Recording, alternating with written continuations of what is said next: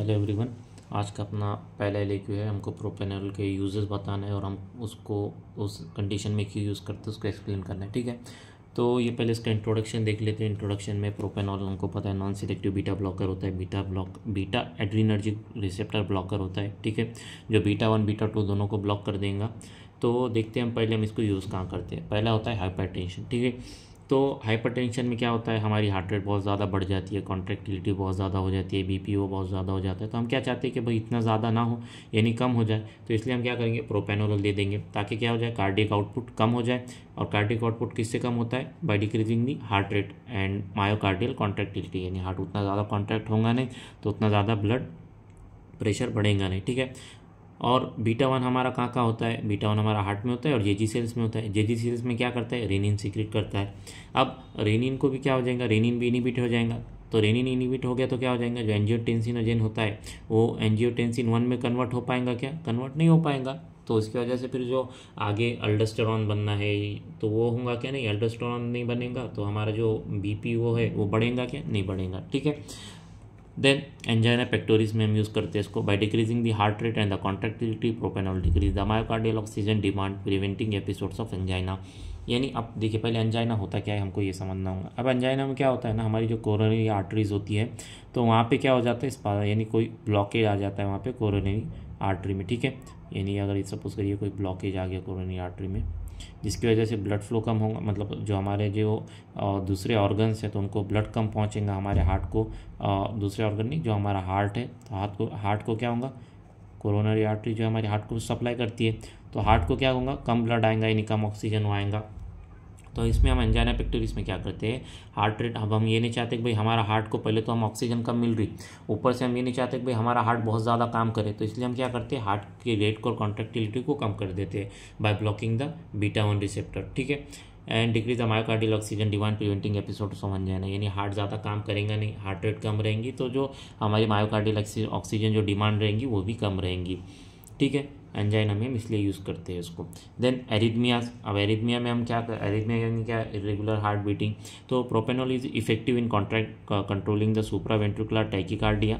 ठीक है, ventricular arrhythmias by slowing down the through AV का एवी नोट। ठीक है, बेसिकली मतलब ये बोलना चाह रहा है कि ये क्या कर देगा कि हमारी हार्ट की कॉन्ट्रैक्टिलिटी को कम कर देगा, जिसकी वजह से टैकीकार्डिया क्या हो जाएगा, ट्रीट हो जाएगा। हमको टैकीकार्डिया को कम करना है। ठीक है, तो हमारा जो हार्ट है फिर नॉर्मल तरीके से बीट करना चालू हो जाएगा। तो ये किसके थ्रू करता है, slowing down the conduction through AV node, यानी जो ऐसे नोड से सिग्नल आ रहा था एवी नोड को, फिर एवी नोड से जो पुरकंजे फाइबर्स ये और बंडल ऑफ हीस ये सब होता है तो उसके जो कॉन्ट्रैक्टिलिटी होती है तो हम क्या बेसिकली कॉन्ट्रैक्शन कम करना चाहते हैं। तो ये क्या करेगा, ऐसे नोड से जो कंडक्शन हो रहा था एवी नोड तक, और जो एवी नोड से जो कंडक्शन हो रहा था तो उसको एवी नोड के कंडक्शन को क्या कर देगा, ये बंद कर देगा। ठीक है, देन माइग्रेन प्रोफाइलिसिस, इसका कोई एग्जैक्ट मैकेनिज्म हमको पता नहीं है, बट आप बेसिकली एक चीज़ ये समझ सकते हैं कि हमारा जो सर दर्द करता है, यानी जो हमारे सर में जो हेडेक रहता है, हेडेक जो होता है वो किसकी वजह से होता है, वेसोडाइलेशन की वजह से। ठीक है, वेसोडाइलेशन की वजह से। तो हमारा, अब हमको पता है बीटा 2 क्या करता है, वेसोडाइलेशन करता है। तो अगर बीटा 2 को हमने ब्लॉक कर दिया तो क्या हो जाएगा, वेसोडाइलेशन नहीं होगा, यानी क्या होगा, वेसोकंस्ट्रिक्शन होगा। तो हेडेक में ये प्रॉब्लम होती है कि वेसोडाइलेशन को हमको ट्रीट करना पड़ता है, यानी वेसोकंस्ट्रिक्शन करना पड़ता है। तो अगर हमने बीटा ब्लॉकर दे दिया तो वेसोकंस्ट्रिक्शन होगा। तो बस हम ऐसे याद रख सकते हैं, इसका एग्जैक्ट मैकेनिज्म हमको पता नहीं है। ठीक है, थायराइड स्ट्रॉम यानी क्या कि हाइपरथायरॉयडिज्म हो गया किसी पेशेंट को, हाइपरथायरॉयडिज्म। ठीक है, हाइपरथायरॉयडिज्म में क्या, T3 T4 बहुत ज़्यादा एक्सिस में रिलीज होंगे और T3 T4 क्या करते हैं, स्टिमुलेट करते हैं एड्रीनर्जिक सिस्टम को, एड्रीनर्जिक सिस्टम को स्टिमुलेट करते हैं। अब एड्रीनर्जिक सिस्टम को अगर स्टिमुलेट किया, पहले तो हाइपरथायरॉयडिज्म यानी T3 T4 जो है बहुत ज़्यादा एक्सिस अमाउंट में आ गए। अगर बहुत ज़्यादा एक्सिस अमाउंट में आए तो बहुत ज़्यादा एड्रीनर्जिक सिस्टम जो है हमारा स्टिमुलेट हो जाएगा। अगर ये बहुत ज़्यादा स्टिमुलेट हो गया तो हार्ट रेट जो है बहुत ज़्यादा बढ़ जाएंगी, बीपी बहुत ज़्यादा बढ़ जाएगा। ठीक है, तो हम ये सब नहीं चाहते कि भाई हार्ट रेट बहुत ज़्यादा बढ़ जाए, बीपी बहुत ज़्यादा बढ़ जाए। तो इसलिए हम क्या करते हैं, it also inhibit the peripheral conversion of T4 to T3 at higher dose providing additional benefit. यानी ये हम बीटा ब्लॉकर क्यों यूज़ कर रहे हैं, तो एक तो पहले ये कि भाई जो हमारा हार्ट रेट है, बीपी है, वो कम हो जाए, वो नॉर्मल हो जाए, ठीक है, पहला मेन ये है। सेकंड ये कि हम ये मतलब जो हमारा प्रोपेनोलोल जो है, ये जो बीटा ब्लॉकर्स है, तो ये क्या करते हैं T4 to T3 के कन्वर्जन को रोकते हैं। अब इससे क्या होगा, क्योंकि हमको पता है T3 क्या होता है, बहुत ज़्यादा एक्टिव होता है एज़ कम्पेयर टू T4, तो ये बहुत ज़्यादा एक्टिव मोटावेलेट है और ये जो है कम एक्टिव है। तो T3 अगर हमने एक्टिव नहीं किया, मतलब बहुत ज़्यादा, फिर जो है एड्रेनरी सिस्टम जो है वो स्टिमुलेट नहीं होगा, इसलिए हम क्या करते हैं, इसके कन्वर्जन को रोक देते हैं, ठीक है। Then essential tremors, it act on β2 receptor in skeletal muscle reducing the amplitude of trimmer.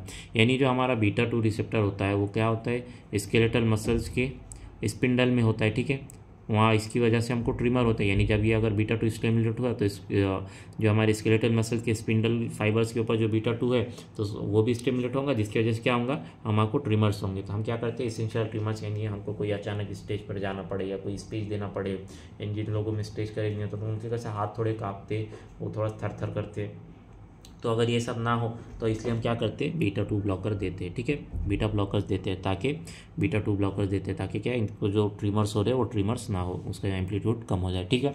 Then anxiety disorder, performance anxiety, यानी कि अगर आपको स्टेज पे उस पर जाकर परफॉर्म करना है तो एंजाइटी होती है पीपल्स, बहुत सारे लोगों को, तो propranolol decrease physical symptoms of anxiety by blocking beta adrenergic receptor, helping patient feel काम इन स्ट्रेसफुल सिचुएशन। यानी क्या, हमारा जो β2 ब्लॉकर होता है वो क्या ग्लैंड्स में भी होता है, हमने देखा था। अब ग्लैंड्स में होता है तो क्या करता है, सिक्रीशन को क्या कर देता है, बढ़ाता है, ठीक है, सिक्रीशन को क्या करता है, बहुत ज़्यादा बढ़ा देता है।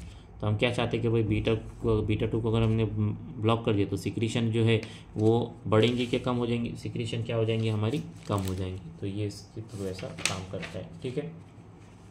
नेक्स्ट एंजाइटी हो गया। अब है फियोक्रोमोसाइटोमा, यानी क्या, ये एड्रेनल ग्लैंड का ट्यूमर है, जिसकी वजह से मतलब बहुत ज़्यादा हमारा कैटेकोलामाइंस जो है रिलीज होते हैं, ठीक है। तो सॉरी, एक पॉइंट हमारा पीछे ये हो गया, β2 जो होता है ग्लैंड्स में सिक्रीशन को इंक्रीज करता है, सॉरी, ओके बराबर है, सिक्रीशन को इंक्रीज करता है। तो अगर हमने इसको ब्लॉक कर दिया तो सिक्रीशन क्या हो जाएंगे, कम हो जाएंगे, यानी जो स्वेटिंग हो रही है, एक्सेसिव सलाइवा जो सिक्रेट हो रहा है वो सिक्रेट कम हो जाएंगे। यानी β2 क्या करता है, ग्लैंड में सिक्रीशन बढ़ाता है। अब हम नहीं चाहते कि भाई बहुत ज़्यादा सिक्रीशन बढ़े, हमारे पेशेंट को बहुत ज़्यादा एंजाइटी वो हो, तो इसलिए हम क्या करते हैं, इसको ब्लॉक कर देते हैं ताकि सिक्रीशन क्या हो जाए, कम हो जाए, ठीक है। देन फियोक्रोमोसाइटोमा, ये ट्यूमर है एड्रेनल ग्लैंड का। तो propranolol is use after alpha blocker to manage a tachycardia cause by catecholamine secreting tumours. यानी ये जो कैटेकोलामाइन सिक्रेट करता है ट्यूमर, तो पहले हम क्या करते हैं, अल्फा ब्लॉकर देते हैं। अल्फा ब्लॉकर क्यों देंगे, ताकि भाई अगर हमारा ब्रेक, यानी अल्फा 2 क्या होगा, देखिए पहले क्या होगा, अल्फा ब्लॉकर दे दिया हमने, तो अल्फा क्या करता है, वेसोकॉन्स्ट्रिक्शन करता है, ठीक है। अब अगर हमने इसको ब्लॉक कर दिया, ये फियोक्रोमोसाइटोमा में हम पहले क्या चाहते हैं कि भाई ये, ताकि ये ब्लॉक हो जाए, अल्फा 1 ब्लॉक हो जाए। अल्फा 1 अगर ब्लॉक नहीं होगा, सपोज करिए हमने सिर्फ बीटा ब्लॉकर दे दिया, फियोसाइटोमा, ये क्या है, कॉन्ट्राइंडिकेटेड होता है अगर हमने सिर्फ बीटा ब्लॉकर दे दिया। अब क्या होगा, अल्फा ब्लॉकर तो थे, अल्फा 1 से जाके पूरा बाइंड हो जाएगा हमारा नॉन एड्रेनल कैटेकोलामाइन, और फिर क्या होगा, बहुत ज़्यादा सीवियर वेसोकॉन्स्ट्रिक्शन हो जाएगा। तो हम नहीं चाहते कि बहुत ज़्यादा जो है वेसोकॉन्स्ट्रिक्शन हो अल्फा 1 की वजह से, इसलिए हम पहले क्या करते हैं, अल्फा 1 को ब्लॉक करते, देन बीटा ब्लॉकर्स देते हैं, ठीक है। It prevents beta mediated cardiovascular complication, यानी वही कि हार्ट रेट वो जो बहुत ज़्यादा बढ़ गई थी वो हार्ट रेट कम हो जाएंगी, टैकीकार्डिया होने से बच जाएगा, ठीक है। Portal hypertension, oesophageal varices by decrease portal vein pressure via decrease cardiac output and splanchnic blood flow. Propranolol lowers the risk of variceal bleeding, यानी क्या कि एक तो हाइपरटेंशन किसकी वजह से, हमको पता है पोर्टल हाइपरटेंशन किसकी वजह से होता है, लीवर सिरोसिस जो मेनली रीज़न होता है, एम्बोलिज्म किसकी वजह से भी होता है, थ्रोम्बोसिस की वजह से। तो लीवर सिरोसिस, ठीक है, लीवर सिरोसिस की वजह से पोर्टल हाइपरटेंशन बढ़ जाता है। तो पोर्टल हाइपरटेंशन बढ़ने की वजह से क्या होता है, गैस्ट्रिक वेन्स में जो है प्रेशर इंक्रीज हो जाता है, ठीक है, गैस्ट्रिक वेन में प्रेशर इंक्रीज हो जाता है। तो गैस्ट्रिक वेन अपना प्रेशर कम करने के लिए जो ईसोफेगस के वेन्स होती है उसमें ब्लड को वो कर देती है, मतलब उसमें ब्लड चला जाता है। अब ईसोफेगस की जो वेंस होती है वो बहुत स्मॉल स्मॉल होती है, उसमें अगर बहुत सारा ब्लड आ गया ड्यू टू अ प्रेशर तो ये क्या हो जाएंगी, वो बहुत ज़्यादा फूक जाएंगी, तो इसका क्या रप्चर होने के चांसेस होते हैं। अगर ये रप्चर हो गई तो क्या होता है फिर, अगर हमने कोई उल्टी के साथ क्या होगा, मतलब उसमें खून भी आएगा, तो वो क्या होता है ईसोफेजियल वेरिसिस, यानी अगर कोई उल्टी किसी को वोमिटिंग हो गई तो उसमें अगर ब्लड आ रहा है तो वो क्या होगा, ईसोफेजियल वेरिसिस। वो ब्लड कैसे आता, पोर्टल हाइपरटेंशन बहुत ज़्यादा बढ़ जाता, जिसकी वजह से गैस्ट्रिक वेन में प्रेशर इंक्रीज हो जाता है, जिसकी वजह से जो ईसोफेगस की वेन्स होती है उसमें ब्लड पहुँच जाता है। ठीक है, तो अगर हमको पोर्टल वेन का प्रेशर कम करना है तो हम क्या करते, कार्डियक आउटपुट को कम कर देते, यानी अगर वहाँ पे उतना ब्लड जाएगा नहीं तो आप बेसिक सी बात है कि पोर्टल वेन में हाइपरटेंशन होगा नहीं, तो ये इसको हम कम करने के लिए क्या करते हैं, कार्डियक आउटपुट कम करते हैं। हमको पता है अगर कार्डियक आउटपुट कम करना है तो हार्ट रेट कम करनी होगी, उसकी कॉन्ट्रैक्टिलिटी कम करनी होती है, तो इसलिए हम क्या करते हैं, बीटा ब्लॉकर दे देते हैं। ठीक है, then hypertrophic obstructive cardiomyopathy, propranolol decrease the left ventricular outflow tract obstruction by decreasing heart rate, contractility, improving symptoms like dyspnea and chest pain। dyspnea यानी क्या, डिफिकल्टी इन ब्रीथिंग। ठीक है,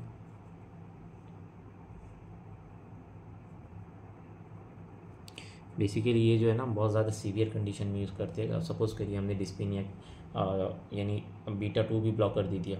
बीटा 2 क्या करता है, ब्रोंकोडाइलेशन करता है। अगर ब्रोंकोडाइलेशन ही हमने बंद कर दिया, यानी क्या होगा, ब्रोंको कंस्ट्रिक्शन होगा, तो ये डिस्पेनिया में उसमें जो है बहुत ज़्यादा हार्मफुल कंडीशन हो जाएंगी। इसलिए हम इसको बहुत ज़्यादा, अगर जैसे कि बहुत ज़्यादा हाइपरट्रॉफी हो चुकी है, कार्डियोमायोपैथी हो चुकी है, तो तभी हम इसको बीटा ब्लॉकर यूज़ करेंगे। तो बीटा ब्लॉकर क्या करेंगे, हार्ट रेट को कम कर देंगे, जिसकी वजह से हमारी कार्डियोमायोपैथी हुई है वो कम हो जाए, यानी हार्ट रेट, यानी हमारा बेसिकली अगर हार्ट कम काम करेगा, लेफ्ट वेंट्रिकुलर आउटफ्लो कम हो जाएगा, तो उसकी वजह से हमारा हार्ट जो है हमारा काम कम करेगा, हार्ट रेट कम हो जाएगी।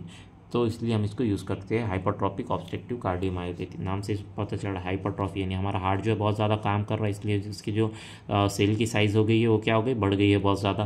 तो सेल की साइज़ बहुत ज़्यादा बढ़ने की वजह से जो ब्लड है, यानी जो पहले इतना कॉन्ट्रैक्शन हो रहा था, अब सेल की साइज़ बढ़ गई तो कॉन्ट्रैक्शन कैसे कम होने लगा। तो हमने चाहते कि भाई बहुत ज़्यादा, मतलब बॉडी हमारी जो हार्ट है वो बहुत ज़्यादा काम करे कॉन्ट्रैक्शन बढ़ाने के लिए, तो इसलिए हम बीटा ब्लॉकर्स दे देते हैं इन सीवियर कंडीशन। ठीक है, ग्लाइकोमा में टॉपिकल यूज़ यानी आई ड्रॉप के फॉर्म में यूज़ करेंगे। ठीक है, आई ड्रॉप के फॉर्म में यूज़ करेंगे। तो propranolol decrease the intraocular pressure by decreasing aqueous humour production through beta adrenergic receptor blockade in ciliary epithelium. यानी जो हमारा एक्वेस ह्यूमर का प्रोडक्शन होता है वो किससे होता है, ब्लड के थ्रू होता है।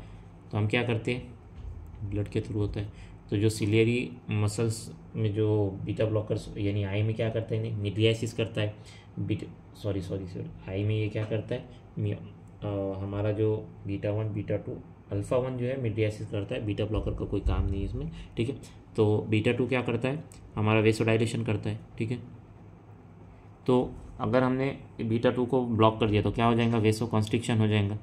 ताकि हम क्या चाहते हैं कि भाई जो हमारे आई के जो सिलियरी एपिथेलियम है वहाँ पर जो ब्लड आ रहा है, जैसे सपोज़ करिए ब्लड आ रहा है, तो हम क्या चाहते हैं, ब्लड ना आए। अगर ब्लड नहीं आएगा तो हमारा एक्वेस ह्यूमर का प्रोडक्शन होगा क्या, नहीं। अगर एक्वेस ह्यूमर्स का प्रोडक्शन नहीं होगा तो हमारा इंट्राऑकुलर प्रेशर क्या हो जाएगा, कम हो जाएगा। यानी बेसिकली ग्लाइकोमा में क्या होता है, इंट्राऑकुलर जो हमारे आई में जो है वो प्रेशर बढ़ जाता है। प्रेशर किस वजह से बढ़ जाता है, एक्वेस ह्यूमर का प्रोडक्शन बहुत ज़्यादा बढ़ जाता है। तो हम ये चाहते हैं कि भाई एक्वेस ह्यूमर का प्रोडक्शन इतना ना हो जिसकी वजह से इंट्राऑकुलर प्रेशर बहुत ज़्यादा बढ़ जाए, इसलिए हम क्या करते हैं, एक्वेस ह्यूमर के प्रोडक्शन को डिक्रीज़ करते हैं। उसको डिक्रीज़ कैसे करेंगे, उसको सप्रेस कैसे करेंगे, बीटा एड्रेनर्जिक रिसेप्टर के ब्लॉकेट के थ्रू। और वो बीटा ब्लॉकर देने की वजह से क्या होगा, वेसो कॉन्स्ट्रिक्शन होगा। वेसो कॉन्स्ट्रिक्शन करे जिसकी वजह से क्या होगा, जो हमारा ब्लड फ्लो है वो कम हो जाएगा। और ब्लड फ्लो कम होने की वजह से, यानी जो हमारी सिलियरी मसल के एपिथेलियम पे जो था बीटा 2 ब्लॉकर, वो क्या कर रहा था, वेसल्स को डायलेट कर दे रहा था। ठीक है, वो क्या कर रहा था, वेसल को डायलेट कर दे रहा था, जिसकी वजह से बहुत सारा ब्लड अंदर आ जा रहा था। ठीक है, तो हमने चाहते कि भाई ये डायलेट हो, तो हम क्या करते, इसको ब्लॉक कर देते, यानी वेसो कॉन्स्ट्रिक्शन हो जाएगा यहाँ पर। तो जितना जो आ रहा था वो जो ब्लड वो क्या हो जाएगा, उसकी इनकमिंग ऑफ जो ब्लड है वो कम हो जाएगा, जिसकी वजह से एक्वेस ह्यूमर का प्रोडक्शन भी क्या हो जाएगा, कम हो जाएगा। Then post traumatic stress and disorder, it may prevent a consolidation of traumatic memories, यानी किसी को कोई सदमे वाली जो यादें होती है ये उसके यानी वो दिमाग में फिट ना हो, वो दिमाग में बस ना जाए, तो ये उसको कम करता है पोस्ट ट्रॉमेटिक स्ट्रेस को। ठीक है, then hyper arousal symptom in PTSD यानी पोस्ट ट्रॉमेटिक स्ट्रेस डिसऑर्डर में, यानी ये क्या करता है, हाइपर अरोजल मतलब क्या कि इसको जो है साइकोलॉजिकल और फिजियोलॉजिकल बहुत ज़्यादा टेंशन है, मतलब बहुत ज़्यादा लोड ले रहा है। तो हम नहीं चाहते कि भाई हमारा पेशेंट बहुत ज़्यादा टेंशन ले, पुरानी बातें सोचे, इसलिए हम बीटा ब्लॉकर दे देते हैं ताकि उसको जो है उसकी जो पुरानी यादें हैं वो मतलब वो उसको याद ना कर पाए, वो उसको याद ना रहे, ठीक है। Then chronic heart failure in low doses in low doses propanol can improve survival by preventing excessive sympathetic stimulate reducing cardiac workload and controlling arrhythmia। Basically हर बात वही है कि भाई हमको कार्डियक का वर्कलोड कम करना है। पहले तो हार्ट फेलियर है, यानी हार्ट प्रॉपरली पंप नहीं कर पा रहा है, तो हम चाहते हैं कि भाई हमारे हार्ट पर बहुत ज़्यादा वर्कलोड ना हो, इसलिए हम बीटा ब्लॉकर दे देते हैं। देखिए ये जितनी भी है ना, तो ये सिर्फ हम इसमें दे सकते हैं, बट हमारे पास बहुत अच्छे अच्छे और भी मेडिकेशन, बहुत अच्छे ड्रग्स है, तो हम वो यूज़ कर सकते हैं, ये भी यूज़ कर सकते हैं। बट हम क्या यूज़ करेंगे कि भाई हमारे पेशेंट के लिए कौन सा सेफ्टी रहेगा, किसका थेरेपेटिक इफेक्ट ज़्यादा रहेगा, या हमारे पेशेंट के लिए कॉस्ट इफेक्टिव कौन सा रहेगा, उस हिसाब से हम जो है अगर आपने पढ़ा होगा तो स्टेप क्राइटेरिया के अकॉर्डिंग हम ड्रग को सिलेक्ट करते हैं, ठीक है ना। तो उसके अकॉर्डिंग हम देते, ये भी दे सकते हैं, बट हम ये देखेंगे कि पेशेंट की सेफ्टी के लिए, थेरेपेटिक इफेक्ट के लिए, उसकी इफिकेसी के हिसाब से हम देंगे, ठीक है।